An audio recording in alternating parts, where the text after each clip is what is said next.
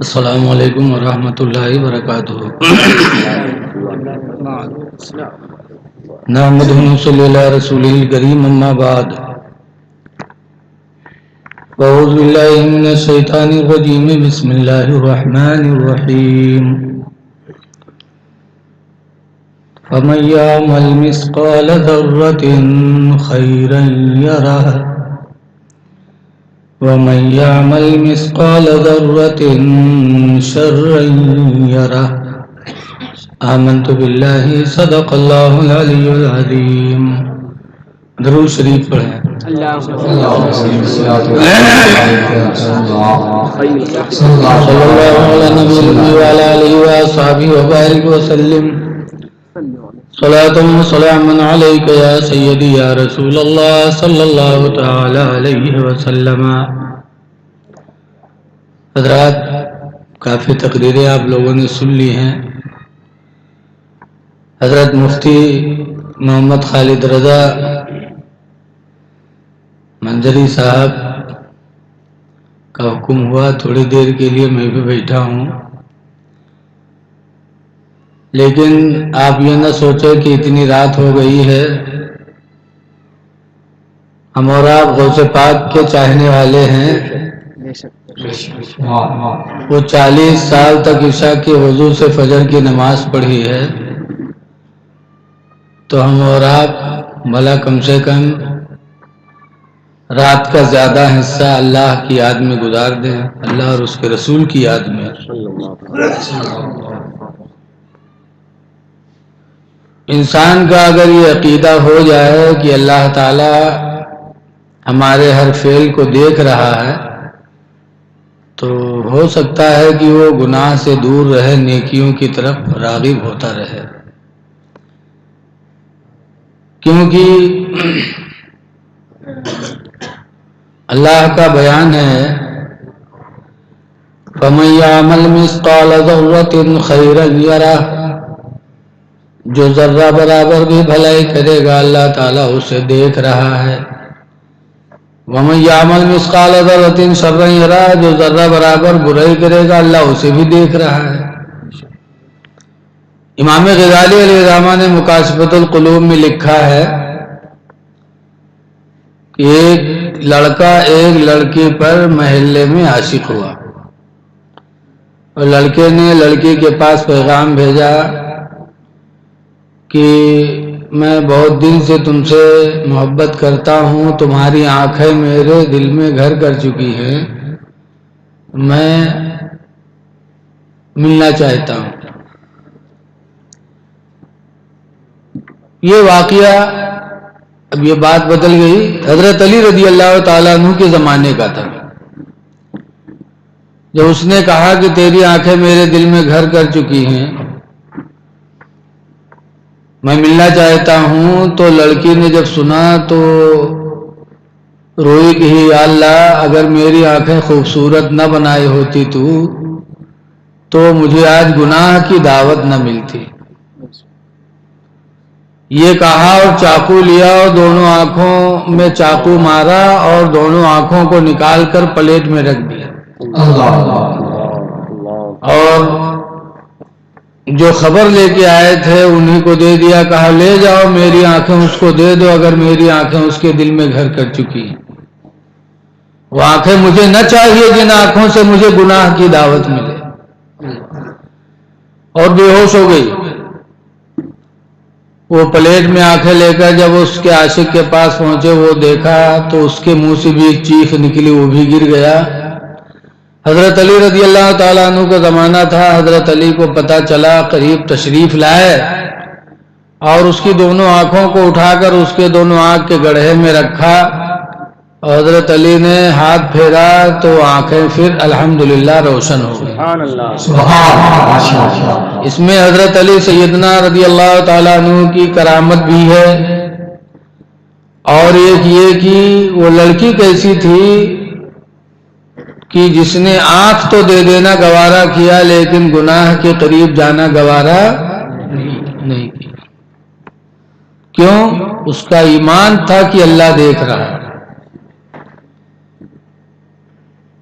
اور جب ایمان ہو جاتا ہے تو انسان بڑے سے بڑے گناہ سے بھی بچتا رہتا ہے. لیکن اور آگے بڑھو تو ایک جگہ لکھا ہے سَيَرَ اللَّهُ عَمَلَكُمْ وَرَسُولُهُ، تمہارے عمل کو اللہ دیکھتا ہے اور اس کا رسول دیکھتا ہے. جو کرتے ہو اللہ بھی دیکھتا ہے، اللہ کا رسول بھی دیکھتا ہے. اسی لیے حضرت عباس رضی اللہ تعالیٰ عنہ ایک جنگ میں جا رہے تھے، ایمان نہیں لائے تھے اور حضور سے لڑنے جا رہے تھے. تو اشرفیوں کی ایک تھیلی اپنی بیوی ام الفضل کو دیا، کہا ام الفضل میں تو مسلمانوں سے لڑنے جا رہا ہوں، یہ اشرفیوں کی تھیلی رکھ لو، اگر میں زندہ آ گیا تو کوئی بات نہیں، اگر مر گیا وہیں پر تو اس سے اپنی زندگی گزار لینا. اور جب وہاں پہنچے تو جنگ مسلمانوں کے حق میں کامیاب ہوئی اور یہ پکڑ لیے گئے. اور جب قیدی بنا کر کے رسول کریم کے پاس ان کو لے گئے تو حضور نے فرمایا چاچا اگر رہائی چاہتے ہو تو کچھ فدیہ ادا کرو، جرمانہ ڈنڈ. تو کہا بھتیجے میرے پاس تو کچھ نہیں، میں بہت غریب ہوں. کچھ بھی نہیں بیٹا میرے پاس، میں غریب ہوں. تو حضور نے فرمایا گھر سے منگا لو. کہا گھر میں بھی کچھ نہیں، کچھ بھی نہیں. تو حضور نے فرمایا کہ جب گھر سے چلے تھے تو اشرفیوں کی تھیلی جو ام الفضل کو دے کے آئے تھے وہ تھیلی کیا ہوئی؟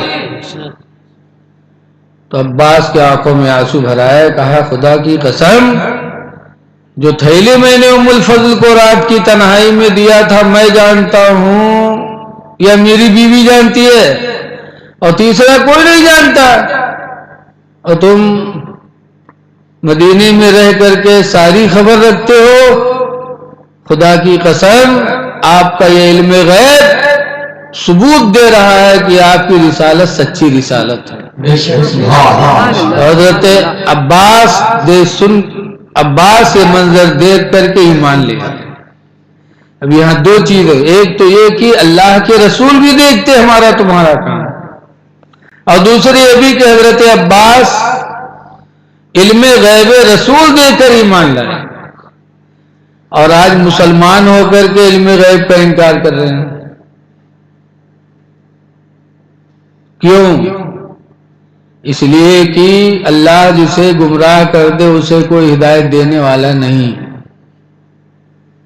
اللہ نے گمراہ کر دیا. تو جب انسان یہ عقیدہ رکھے گا کہ اللہ تعالی ہمارے حالات کو دیکھ رہا ہے تو ہر حال میں انسان زنا کے وقت بھی زنا سے بچ جائے گا، چوری کے وقت اگر سوچ لے کہ اللہ دیکھ رہا ہے تو چوری سے بچ جائے گا. تو ہمارا آپ کا ایمان پختہ ہونا چاہیے کہ اللہ تعالی ہمارے آپ کے اعمال کو دیکھ رہا ہے. قرآن کریم اللہ تعالیٰ کی ایک ایسی مقدس کتاب ہے جو محفوظ ہے اور انشاءاللہ محفوظ رہے گی. بہت سے لوگوں نے قطر بیوج کا قطرنے کی کوشش کی لیکن قطر نہیں سکے، اور جو چیز قطر دی جاتی ہے وہ کما حق محفوظ نہیں رہ جاتی. جیسے کہ بتاتے ہیں کہ ایک نواب صاحب تھے، سسرال سے دعوت آئی تو سوچا نیا کپڑا بنوا لیں، تو وہ کپڑا لے کر کے آئے، درزی کو دیا تو درزی نے کرتا ورتا نہیں بنایا، پورے کپڑے کا پیجامہ ہی بنا دیا. اب جب لے کر کے آئے نواب صاحب نے اسے پہنا تو جوتا ووتا کا کچھ پتہ ہی نہیں، سب غائب. تو بیوی کے پاس لے کر کے گئے، بیوی سے کہا بیگم صبح سسرال جانا ہے، سارے کپڑے کا درزی نے پیجامہ بنا دیا، لمبا ہو گیا، ذرا تم 4 انچ اس میں سے کاٹ کے سل دو. تو 65 سال کی بیگم رہا، گال جیسے چھوارا نہیں سکڑے رہا تھا، تیور میں آ گئی، اٹھا کے پیجامہ پھینکا، کہا ہٹاؤ ادھر رکھو، رات ہو گئی ہے مشین چلیں اٹھائیں. رکھ دو ادھر. نواب صاحب اٹھائے پیجامہ, اپنی بٹیا کے پاس گئے. بٹیا سے کہا بیٹی صبح سسرال جانا ہے, درجی نے بڑا گڑبڑ کر دیا, پورے کپڑے کا پیجامہ سل ڈالا, ذرا اس میں سے تھوڑا کاٹ کے اونچا کر دو. لڑکی نے کہا آپ بھی پاگل ہو گئے ہیں, اب رات میں چلے مشین اٹھایا جائے, رکھو ادھر صبح نہیں ہوگی. نواب صاحب بیچارے بڑے سیدھے تھے, وہاں سے ہٹے, لے کر پیجامہ بہن کے یہاں پہنچے.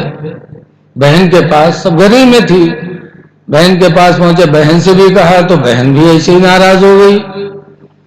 کہا کیا پاگل جیسی بات کہتے, رات ہو گئی, پیجامہ اچٹ کرو, پیجامہ اچٹ کرو, رکھو ادھر. تو مجبور ہو کے نواب صاحب نے کھوٹی پہ ٹانگ دیا. سب لوگ سو گئے, آدھی رات گزر گئی. تب بہن نے سوچا کہ میرا بھائی ہے, مجھے اتنا چاہتا ہے, اور ایک تھوڑا سا کام کہا میں نے نہ کر دیا, میرے بھائی کے دل پر کیا گزری ہوگی.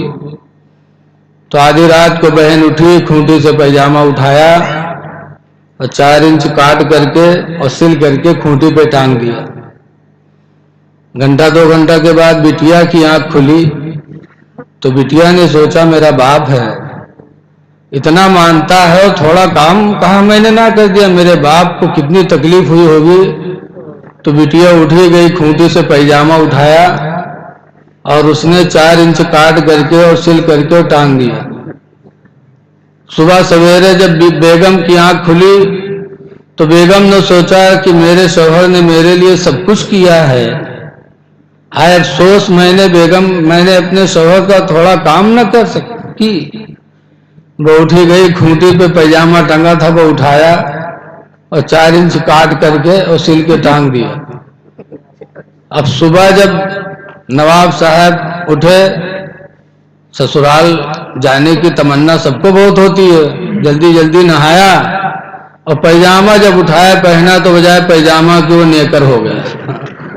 تو اٹھا کے پیشانی پہ ہاتھ مارتے, ہائے اللہ یہ کیا ہو گیا, بنوایا تھا پیجامہ ہو گیا جانگیا. تو جب کترنا جہاں سے شروع ہوتا ہے, جس چیز میں کترنا ہوگا وہ چیز کما حقہ محفوظ نہیں رہے گی. علامہ عبد المصطفیٰ اعظمی علیہ الرحمہ لکھتے ہیں کہ قرآن حکیم کو اللہ تعالیٰ نے کترنے سے محفوظ رکھا, ورنہ یہ وہابی دیوبندی جہاں جہاں بھی نبی کے علم غیب کا معاملہ ہوتا اس کو کتر ڈالتے, جہاں شفاعت کا معاملہ ہوتا اس کو قرآن حکیم میں من ذا الذی یشفع عندہ الا باذنہ, کون ہے جو اللہ کے نزدیک کسی کی شفاعت کرے الا باذنہ, مگر خدا کی اجازت سے. تو یہ کہا الا باذنہ ہی کہیں یہ لوگ غائب کرے رہا تھا, یہ کہا نہیں سنا ہوتا. جیسے ہم بیلوا میں ایک مرتبہ تقریر کر رہے تھے, شنکر پور کے بعد بیلوا, تو ہم نبی کی شفاعت کا بیان کر رہے تھے کہ حضور فرماتے ہیں عن نبی ہریرہ قال قال رسول اللہ, حضرت ابو ہریرہ رضی اللہ تعالیٰ عنہ سے روایت ہے, فرماتے اللہ کے رسول نے ارشاد فرمایا انا سید ولد آدم یوم القیامہ, میں قیامت کے دن آدم کی اولاد کا سردار ہوں گا. وَأَوَّلُ شَافِعٌ وَأَوَّلُ مُشَفِّعٌ, اور پہلا میں شفاعت کرنے والا ہوگا, اور مشفعون, اور پہلی میری شفاعت قبول ہوگی.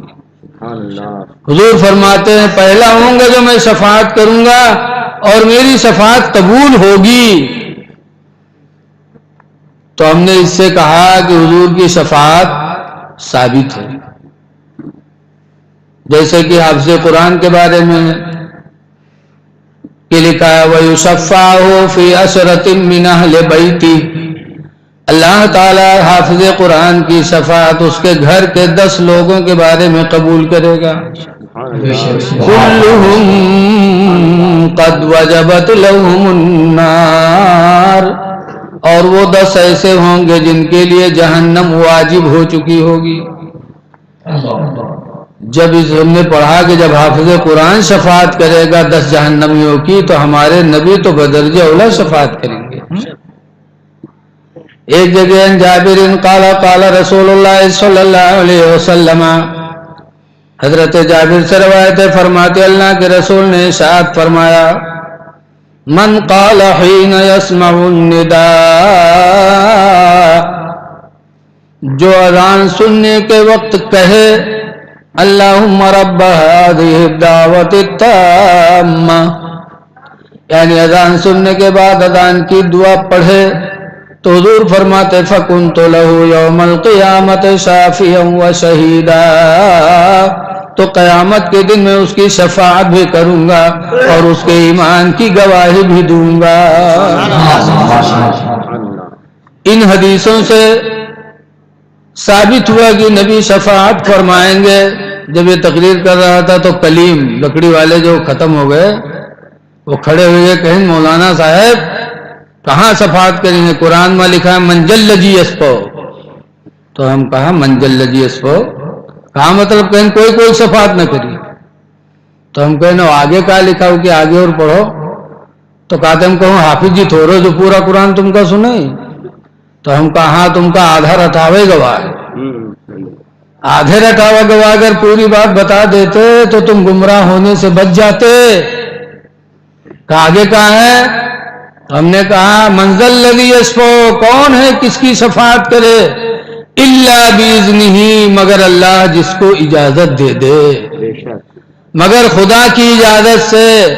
اب خدا کی اجازت سے شفاعت کرا سکتا ہے کوئی تو اللہ جس کو اجازت دے گا وہی کرائے گا، اور اجازت کس کو دے گا؟ جو اللہ کا بہت محبوب ہوگا۔ اور میرے نبی سے زیادہ محبوب کوئی ہے ہی نہیں، اسی لیے اعلیٰ حضرت امام اہل سنت فرماتے ہیں کہ پیش حق مزدہ شفاعت کا سناتے جائیں گے، پیش حق مزدہ شفاعت کا سناتے جائیں گے، آپ روتے جائیں گے ہم کو ہنساتے جائیں گے، آپ روتے جائیں گے ہم کو ہنساتے جائیں گے۔ تو الحمدللہ جس نبی کی امت میں ہیں اللہ نے ان کو علم غیب بھی عطا فرمایا، اور وہ انشاءاللہ قیامت کے دن ہم لوگوں کی شفاعت بھی فرمائیں گے۔ دیکھو رمضان شریف کا مہینہ آ رہا ہے، بہت سے لوگ رمضان مہینہ بہت بڑا پتا دوا کر خریدا تھا، عجیب دھرت ہیں دکھاوے کھاتے کہ ہم بیمار ہیں۔ بیمار نہ بنو، جس کے لیے روزہ رکھتے ہو اللہ تعالیٰ دیکھ رہا ہے۔ ان اللہ علیم بذات الصدور، بے شک اللہ تعالیٰ دلوں کے حالات کو جاننے والا ہے۔ جس کے لیے روزہ رکھتے ہو پروردگار خوب دیکھ رہا ہے۔ رمضان کا مہینہ ہے تو روزہ ضرور رکھو۔ حضرت ابو ہریرہ رضی اللہ تعالیٰ عنہ راوی ہے، فرماتے اللہ کے رسول نے ارشاد فرمایا کہ جب رمضان کا کوئی ایک روزہ رکھتا ہے تو اللہ تعالیٰ اس کو جہنم سے اتنا دور کر دیتا، اتنا دور کر دیتا جیسے کوئی کوا کا بچہ پیدا ہو اور پیدا ہونے کے بعد وہ اڑنے لگے اور اڑتے اڑتے بوڑھا ہو جائے۔ تو اب اس مدت میں جتنی دور تک وہ اڑ کے چلا جائے گا اتنی ہی دور اللہ تعالیٰ اس روزہ رکھنے والے انسان کو جہنم سے دور کر دے گا۔ تو روزہ رکھو رمضان کا، بہانہ نہ بناؤ، عملوں کا پرکھنے والا بڑا دانا ہے، اللہ کے رسول فرماتے ہیں۔ دوا نہ کرو، دوا نہ خریدو، ہو سکتا ہے کہیں تم کہتے کہتے بیمار نہ ہو جاؤ۔ رمضان کے روزے رکھو، 30 تراویح پڑھنا واجب ہے، نان پارا والے سن لو، 30 تراویح پڑھنا واجب ہے، قرآن سننا مستحب ہے، افضل ہے، سنت ہے، لیکن تراویح پوری پڑھنا واجب ہے۔ سنت مؤکدہ واجب ہی کیونکہ میں ہے، تو قرآن سننا سنت یعنی سنت غیر مؤکدہ، اور 30 تراویح پڑھنا سنت مؤکدہ جو واجب کے منزل میں آتا ہے۔ تو 5 دن میں 3 دن میں قرآن سن لینا یا سنوا دینا، اس کے بعد لوگ لاپرواہ ہو جائیں، یہ بہت بڑا گناہ ہے۔ 30 تراویح پڑھو، عورتوں پر بھی ضروری ہے کہ عورتیں بھی پڑھیں 30 تراویح۔ اب آپ پر جماعت ہے، ان پر جماعت نہیں، لیکن ماں بہنیں سن رہی ہوں تو ان کے لیے بھی ضروری ہے۔ روزہ رکھو، تراویح پڑھو، خدا جانے دوبارہ رمضان آنا نصیب ہو کہ نہ ہو، بولو کس وقت بلاوا آ جائے۔ اس لیے آنے والے مہینے کی خیر و برکت کو نہ چھوڑو، روزہ رکھو،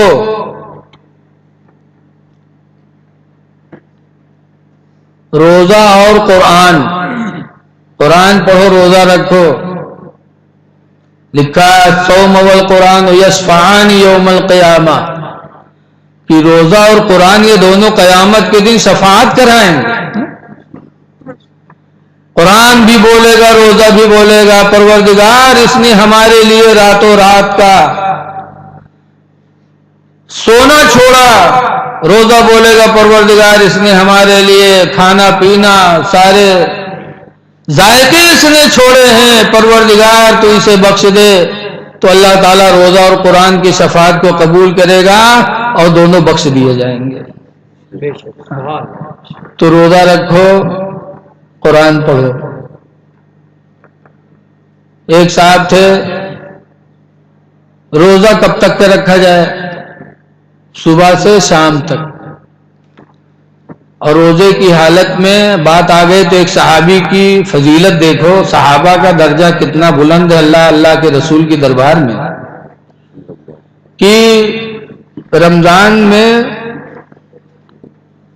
دن اور رات، رمضان کا چاند نکلا کہ بیوی کے پاس جانا حرام ہو گیا، نہ دن میں نہ رات میں کوئی نہیں مل سکتا۔ حضرت عمر رضی اللہ تعالی عنہ سے رات میں غلطی ہو گئی، رمضان کا مہینہ تھا اور منع تھا کہ رمضان کے مہینے میں کوئی بیوی کے پاس نہیں جا سکتا۔ اور حضرت عمر فاروق اعظم رضی اللہ تعالی عنہ چلے گئے، پھر بارگاہ نبی میں حاضر ہوئے اور کہا کہ اللہ کے رسول، کاش رمضان کی راتیں ہم لوگوں کے لیے بیویوں کے پاس جانے کے لیے حلال ہو جاتی، کہ رات میں ہم لوگ عورتوں کے پاس جا سکتے، کاش اسلام میں ایسا کوئی حکم نازل ہو جاتا۔ تو قرآن کریم کی آیت حضرت عمر کے رائے کے مطابق نازل ہوئی۔ سبحان اللہ۔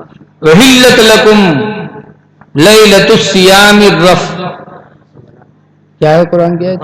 رَفَثُوا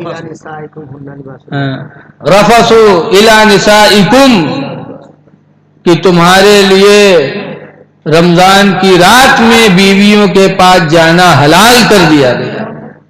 کہہ دو سبحان اللہ یار۔ حرام تھا لیکن حضرت عمر رضی اللہ تعالیٰ عنہ سے غلطی ہو گئی تو بارگاہ نبی میں آ کر کہتے ہیں کاش ایسا اسلام میں معاملہ ہو جاتا کہ راتیں حلال ہو جاتی، راتوں میں جانا حلال ہو جاتا، تو قرآن کی آیت اس کے تعلق سے نازل ہو گئی۔ تو اللہ کا شکر ادا کرو کہ راتیں ہمارے آپ کے لیے جائز ہوگی، دن میں منع ہے، تو اس لیے ہم ضرور اللہ کو راضی کرنے کے لیے روزے رکھیں اور تراویح پڑھیں، قرآن حکیم پڑھیں، قرآن سے محبت رکھو۔ دیکھو آج کوئی دولت پا جاتا تو اچھا رہتا، کوئی عہدہ پا جاتا تو اچھا رہتا، لیکن اللہ کے رسول نے سب سے اچھا کس کو بتایا؟ آپ بارہا سنتے رہتے ہو، خیرکم من تعلم القرآن وعلمہ، تم میں سب سے اچھا وہی ہے جو قرآن سیکھے دوسرے کو سکھا دے۔ تو قرآن پڑھے پڑھا دے۔ تو قرآن کریم کی تلاوت بہت افضل چیز ہے، لیکن آج ہم لوگوں کو قرآن سے لگاؤ کم ہو گیا، ہمارے گھر قرآن سے سونے ہو گئے۔ قرآن پڑھو، ایک وقت تھا کہ لوگوں کو قرآن سے بہت محبت تھی، بہت محبت۔ میں نے پڑھا ایک لطیفہ کہ اگلے زمانے میں دو لوگ تھے، دونوں کی بڑی گہری دوستی تھی، بڑی جگری دوست تھے دو، ایک کے نام رہا انگنا، دوسرے کے نام رہا پیرا۔ دونوں کی بڑی گہری دوستی تھی. تو ایک دن انگنا کہیس پیرا سے کہ ہمارا مرتبہ تم سے بڑا ہے. کہنی کا ہے کہیں ہمارا نام قرآن شریف میں لکھا ہے. تو پیرا کہیس انگنا کہاں قرآن میں لکھا ہے رے؟ تو انگنا کہے نہیں تبت یدا میں یہاں لکھا ہے. انگنا انہو معاذ اللہ او معاذ اللہ، انگنا نہیں لکھا ہے تبت یدا میں، لکھا ہے تبت یدا میں. پہلے سن لو کہ تبت یدا نازل کیوں ہوئی. حضور صلی اللہ علیہ وسلم نے ایک مرتبہ ابو قبیس پہاڑی پر مکہ کے لوگوں کو بلایا اور اس میں سرکار کے چچا ابو لہب وہ بھی تھا، بہت گورا چٹا تھا، مالدار بھی بہت تھا، اور اس کے ایک لڑکے کے نکاح میں رسول کریم کی بیٹی زینب بھی تھی. تو بلانے کے بعد سرکار نے پوچھا تم لوگ مجھے کیسا سمجھتے ہو؟ کہا بہت اچھے ہو، بہت امین ہو، بہت صادق ہو. تو حضور نے فرمایا ایک بات میں کہنے جا رہا ہوں، مانو گے؟ کہا بالکل مانیں گے. تو حضور نے فرمایا کہ لا الہ الا اللہ، اللہ کے سوا کوئی عبادت کے لائق نہیں. جیسے اتنا کہا ویسے ابو لہب نے دونوں ہاتھ اٹھایا اور کہا تبا لک یا محمد، اے محمد تمہارے دونوں ہاتھ ٹوٹ جائیں. معاذ اللہ تعالی. اس نے کہا تھا تبا لک یا محمد، اے محمد تمہارے دونوں ہاتھ ٹوٹ جائیں. اسی لیے تم نے بلایا تھا ہم لوگوں کو. اپنے بیٹے سے کہا اس کی بیٹی کو طلاق دے دے، چھوڑ دے. اس نے چھوڑ دیا. سرکار پر اتنا ظلم ڈھایا، اللہ تعالیٰ نے اپنی نبی کے لیے فوراً سورہ تبت یدا کو نازل فرمایا. حضرت جبریل سے فرمایا جبریل جاؤ، یہ میرے نبی کو کہتا ہے تیرے دونوں ہاتھ ٹوٹ جائیں، تم جا کر کے میرے طرف سے میرے نبی کو پیغام سنا دو تبت یدا ابی لہب و تب، ابو لہب کے دونوں ہاتھ ٹوٹ جائیں، و تب ٹوٹ ہی گئے. پھر آگے اللہ نے فرمایا ما اغنا عنہ مالہ وما کسب، اس کا مال اور کمائی اس کو بچا نہیں پائے گی. سیصلی نارا ذاتا، ان قریب وہ جہنم کی دہکتی آگ میں جائے گا، اس کی بیوی جائے گی. بتا چلا کہ نبی کی گستاخی خدا کو پسند نہیں ہے. فوراً قرآن کی صورت نازل ہو گئی، اس نے نبی کی گستاخی کیا. اس لیے لوگوں نبی کی گستاخی اگر دل میں ایمان ہے تو کوئی برداشت نہیں کرے گا. تو تب سورہ تبت یدا ابو لہب کے بارے میں تو اس میں ما اغنا عنہ، اس کا مال اس کو بچائے گا نہیں. ما اغنا اغین سے ہے اور انگنا کہے سے لکھا جاتا ہے گاب سے. تو انگنا کہتے ہیں ہمارا نام تبت یدا ما اغنا عنہ نہیں ہے. تو پیرا کہے سو ہمارا نام، تو انگنا کہا دھٹ پیرا کہاں قرآن میرے پہ ہے یہ نہیں عربی میں ہے. تو پیرا کھڑبڑا کہے اچھا. تو گوا مسجد میں مولوی امام صاحب سے کہتے نہیں مولوی صاحب ہمارا نام قرآن میں ڈھونڈ دو. تو مولوی صاحب پوچھیں کہا نام ہے؟ کہے پیرا. کہ ہٹ نالائق ہے، پیرا کہا ہے قرآن میرے بات. تو پیرا نے کہا نہ ہی مولوی صاحب ڈھونڈ دو، ہماری بے عزتی ہو تو ہمارے دوست کے نام ہے نہ کہ ہمارا نام ڈھونڈ دو. کہیں پیرا نہیں ہے قرآن میرے. تو کہتے ڈھونڈ دو مولوی صاحب، تم کا 12 من دھان دے گا، 56 نوا 56 قرآن. تو جب 56 نوا 56 قرآن مولوی سنین، اور پہلے زمانے میں یہاں مولوین کے تنخواہ وہی دہسیری چلت رہا ہے. تو کہیں نری یہ تو 6 مہینہ نماز پڑھے گا تب 12 من پہ گئے. تو آج ایک مسلم ملا جاتا ہے، وہ مولوی پھسل گئے. کہا جاتا ٹھیک ہے کوئی بات نہیں ہے. عشاء کی جب اذان ہوئی تو انگنا کا بلایا تم ہو آئے ہو، گاؤں والے ہی ہیں، تو ہم نماز عشاء میں ہی ہیں، تمہارا نام پڑھ کے سنائے دے گا. تو پیرا کہی ٹھیک. گواہ انگنا سے کہے کہ عشاء کی اذان میں چلے گئے نماز میں، اور امام صاحب ہمارا نام پیرا قرآن میں پڑھ کے سنائی ہیں. تو انگنا کہے ٹھیک ہے چل بے. جب پیرا ہے نے تو کہاں سے سنائی ہے مولوی؟ ٹھیک ہے. ایک بات یاد رکھو، نقل کفر کفر نہ باشد، کفر کو نقل کرنا کفر نہیں ہے. اذان عشاء ہوئی، گاؤں والے مسجد میں پہنچے، انگنا پیرا بھی پہنچے. اور جب مولوی صاحب نماز پڑھانا شروع کیا تو الحمد کے بعد مولوی صاحب نے سورہ رحمان پڑھنا شروع کیا. اور سورہ رحمان پڑھتے پڑھتے مولوی پڑھتے ہیں مرج البحرین یلتقیان بینہما برزخ لا یبغیان فبأی آلاء ربکما تکذبان الطیر والطیریان فبأی آلاء ربکما تکذبان طعنقات الغلط والغلطان فبأی آلاء ربکما تکذبان. مولوی بھی کہتے ہیں چھمن نوا چھمن قرآن. بات تو چاہے غلط ہو چاہے صحیح ہے، 12 من دھان کر بات ہے. پتا چلا کہ بڑے بڑے لوگوں کا ایمان پیسہ پہ پھسل جاتا ہے. ایسے ایسے لوگ پڑے ہیں کہ پیسہ کے چکر میں اپنا ایمان بھی نہیں جانتے کہ میرا ایمان بچا کہ نہیں بچا. اسی لیے لکھا ہے کہ قرآن نے فرمایا یا ایھا الذین آمنوا ایمان والو لا تلہکم اموالکم اولادکم عن ذکر اللہ. اے ایمان والو ہوشیار ہو جاؤ، تمہاری دولت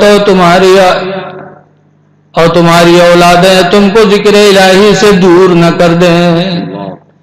دولت پانے کے بعد آدمی ذکر الہی سے دور ہو جاتا ہے، اولادوں پانے کے بعد دور ہو جاتا ہے. اسی لیے سورہ تغابن میں اللہ فرماتا ہے یا ایھا الذین آمنوا، اے ایمان والو، ان من ازواجکم، بے شک تمہاری بیویاں، و اولادکم، اور تمہارے لڑکے، یہ دونوں کیا ہیں؟ عدو لکم، یہ دونوں تمہارے دشمن ہیں. اس لیے دولت کی دعا مانگو، لیکن ساتھ ساتھ یہ بھی دعا مانگو الہی دولت دے تو عثمان غنی رضی اللہ تعالیٰ عنہ جیسا دل بھی عطا فرما دے. حضرت عثمان غنی جیسا دل عطا فرما دے. سبحان اللہ سبحان اللہ. لیکن حضرت عثمان غنی رضی اللہ تعالیٰ عنہ اتنے بڑے درجے والے، لیکن ان کو بھی لوگ برا کہے. حضرت امام اعظم ابو حنیفہ کے زمانے میں ایک شخص عثمان غنی رضی اللہ عنہ کو یہودی کہنے لگا. معاذ اللہ، کیا کہنے لگا؟ یہودی. تو حضرت امام اعظم کی سمجھ دیکھو. آج ہم لوگوں کے کوئی پیشوا کو یا کسی بڑے آدمی کو کچھ برا کہہ دے تو ہم لوگ فوراً لاٹھی چلاتے ہیں، فوراً اس کو بے عزت کرنے لگتے ہیں. صحابہ کرام حضرت عثمان غنی رضی اللہ تعالیٰ عنہ رسول کریم کے خلیفہ ہیں، داماد ہیں، اور ان کو ایک شخص امام اعظم کے زمانے میں یہودی کہنے لگا. تو امام اعظم نے اس سے لڑائی نہیں کیا، نہ اس کو رسوا کیا کہیں کہ رسوا کریں. عثمان غنی کو یہودی، جبکہ حضرت عثمان غنی رضی اللہ تعالیٰ عنہ کا درجہ اتنا بلند ہے کہ ایک مرتبہ حضور صلی اللہ علیہ وسلم اپنے گھر میں لیٹے تھے اور پنڈلیاں کھلی ہوئی تھی، لنگی اٹھی ہوئی تھی. حضرت ابو بکر رضی اللہ تعالیٰ عنہ ملنے کے لیے تشریف لے گئے تو حضور ایسے لیٹے رہے. حضرت ابو بکر گئے، بیٹھے، بات چیت ہوتی رہی. تھوڑی دیر بعد حضرت عمر فاروق اعظم گئے، تب بھی حضور لیٹے رہے، ایسے ہی بات چیت ہوتی رہی. تھوڑی دیر بعد حضرت عثمان غنی گئے ملنے کے لیے تو حضور اٹھ کے بیٹھ گئے اور پنڈلیوں کو چھپا لیا. تو حضرت عائشہ کہتے ہیں اللہ کے رسول، ہمارے ابا ابو بکر آئے تو آپ لیتے رہے، عمر آئے تو لیتے رہے، عثمان آئے تو آپ اٹھ کے بیٹھ گئے. تو حضور فرماتے ہیں میں عثمان سے حیا کرتا ہوں کیونکہ عثمان سے جنت کے فرشتے بھی حیا کرتے ہیں. یہ حضرت عثمان کا درجہ. لیکن حضرت امام اعظم کے زمانے میں ایک شخص نے عثمان غنی کو یہودی کہنا شروع کیا کہ عثمان یہودی تھا. معاذ اللہ. حضرت امام اعظم نے سنا تو نہ لڑائی کیا، نہ مارا، نہ رسوا کیا، بلکہ لکھا حضرت امام اعظم اس کے پاس تشریف لے گئے. کہا بھائی آپ کے بچے اچھے کتنے ہیں؟ کہا اتنے لڑکے اتنی لڑکیاں. کہا لڑکیوں کا کہیں رشتہ ہوا؟ کہا نہیں ابھی کہیں نہیں ہوا، کہیں ہو تو بتائیے. تو امام اعظم نے کہا ایک رشتہ بڑا مناسب تھا. ارے حضرت بتا دیجئے بتا دیجئے. کہا لڑکا بہت خوبصورت ہے، پڑھا لکھا خوب ہے، پیسہ بھی خوب کماتا ہے. ارے حضرت تو کروا دیجئے، حضرت بڑا احسان مانیں گے، کہیں گھر بھی بڑا اچھا ہے. بہت تعریف کیا امام اعظم نے. حضرت کروا دیجئے، بڑا احسان مانیں گے. امام اعظم تمام تعریف کرنے کے بعد آخر میں کہتے ہیں کہ لیکن اس کے اندر ایک کمی ہے. ہاں کمی کیا ہے؟ یار سب کچھ اچھا ہے، پڑھا لکھا ہے، خوبصورت ہے، گھر بھی ہے، بہتر ہے، سب کچھ ہے، کماتا ہے، لیکن یار وہ یہودی ہے. بس وہ خفا ہو گیا. عجیب آدمی ہے آپ، ہم لوگوں کی امام ہو کر کے اور یہودی کا رشتہ لے کے ہیں کیا کہ مسلمان ہو کہ یہودی کو اپنی لڑکی دے گا؟ تو امام اعظم فرماتے کیا ہوا؟ یہودی کو اپنی لڑکی دینے میں کیا ہوا؟ جب رسول کریم نے اپنی بیٹی عثمان یہودی کو دے دیا تو تمہارے دینے میں کیا حرج ہے؟ جیسے اتنا سنا اس نے کہا یہ رسول کریم نے اپنی بیٹی عثمان کو دیا. کہاں رسول کریم نے اپنی ایک لڑکی کی شادی رقیہ کی، عثمان غنی سے کیا، رقیہ کا انتقال ہو گیا تو دوسری بیٹی ام کلثوم کا بھی نکاح عثمان سے کر دیا. جیسے اس نے سنا رو پڑا، توبہ کیا، کہ امام اعظم گواہ ہو جاؤ مجھ سے بہت بڑی غلطی ہوئی، رسول کریم کے صحابی کو میں نے یہودی کہہ دیا، میں تو یہودی سمجھتا تھا. رویا، توبہ کیا امام اعظم کو گواہ بنا کر. اس سے پتا چلا کہ کوئی اگر غلطی کر رہا ہے تو اس کو سنجیدگی کے ساتھ سمجھانا چاہیے. لاٹھی مار کے کوئی نہیں سمجھے گا، رسوا کر کے کوئی نہیں سمجھے گا. امام اعظم نے بتا دیا کہ اگر سمجھانا ہے تو مصلحت سے سمجھاؤ کہ آدمی کے دل پر وہ بات اتر جائے. اللہ تعالی ہم کو آپ کو ان بزرگوں کے نقش قدم پر چلنے کی توفیق عطا فرمائے. اور یہ ہمارے ماسٹر ملہم مرحوم کی یادگار ہے، بیچارے اس تاریخ میں وہ پروگرام کرتے تھے، تو ان کی بڑی نیک اولاد ہیں اطاؤل، جو اپنے باپ کے نقش قدم کو پکڑے ہوئے ہیں اور ان کے اصول پہ چل رہے ہیں. اللہ تعالیٰ کرم فرمائے اور انہیں اللہ تعالیٰ ہمت دے، انہیں نعم البدل عطا فرمائے. کھڑے ہو جائیے، صلاۃ و سلام.